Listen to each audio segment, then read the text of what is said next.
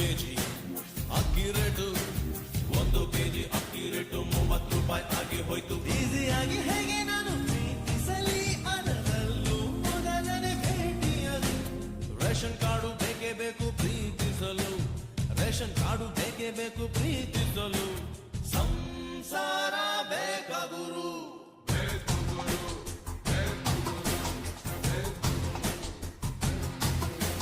ಶ್ರೀಮಂತ ಹೋಗುತ್ತಿದ್ದೆ ರೋಡಿನ